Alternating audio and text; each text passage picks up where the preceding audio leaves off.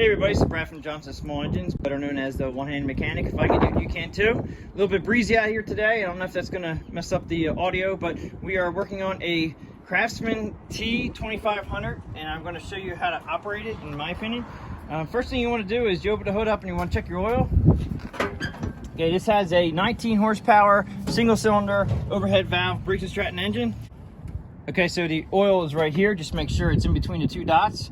Okay, your fuel tank is here, and it's just normal straight unleaded gasoline. Go ahead and shut the hood here.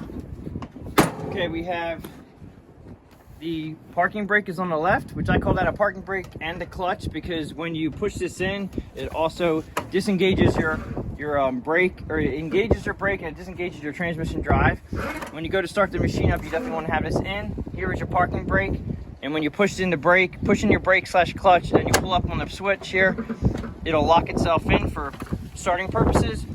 Over here we have the deck height adjustment up and down. You have a nice comfortable seat, and there is the battery underneath here. And you also are able to adjust the seat by this little teeny lever right here. And you just pull it up, and you go forward and backward for a seat adjustment. You have up on the dashboard here, we have your PTO blade engagement lever right here. We have an ignition switch here, and I'm going to show you about this little guy right here. This is the reverse lockout, so you can cut and reverse. We have the throttle over here, which is your slow, which is your turtle, rabbit, which is fast, and choke right here. That's just the sign for choke, and we're going to show you how to run it. And on the right hand side here, we also have the forward and reverse pedal. This has a variable speed transmission in it. It's actually a pretty fast machine when you get it going. And now let's go ahead and show you how to start it up. You're going to get on.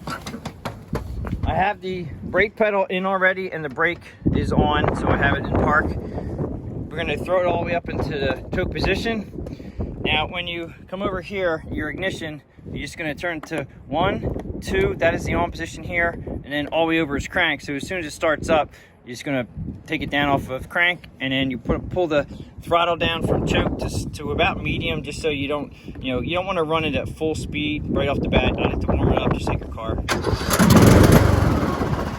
So let it warm up for a few. Just want to show you up here also, we have headlight switch. This is nice because I'm going to turn the machine off here. The headlight switch is nice because I'm pretty sure this will only work when the engine's running. Let's give it a shot. So I turn the switch on.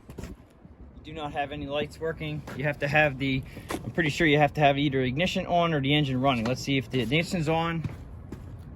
Lit up. No lights, so we have to have it running. So that's a good thing. You have to have your machine running for the headlights to work. Okay, so what I'm going to do now is I'm going to show you how to use this reverse lockout right here. Technically, you cannot run the machine in reverse when you're cutting grass unless you have the key in this position. This is actually pretty nice because you can leave the key in this position and you can literally drive it all day long like that, and you never have to worry about trying to push any buttons in. You just leave it on the reverse lockout and you'll be able to cut and reverse at all times. You probably won't be able to hear me very well, but I'm going to start it up. We're going to engage the mower deck, and then I'm going to show you that when the key is not in this position, it shuts the machine off when you hit the reverse pedal. And I'm going to show you how to operate correctly also. So we're going to go ahead and fire it up, put it up on choke. Down off the choke. And I'm going to lower the mower deck a little bit.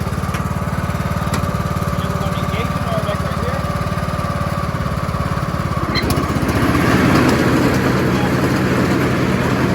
When you go forward, you're fine. You got to take the brake off. Go forward. Now when you go in reverse, it shuts down.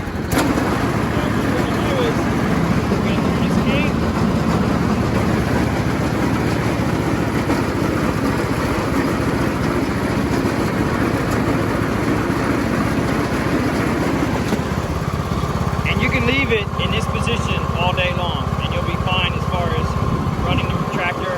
You'll be able to run it with the mower deck on. That's a nice feature that Sears came out with, but you do have to be careful. Obviously you don't want to run anybody over backwards. As far as there is one thing I want to show you behind this machine is if you have to push your tractor.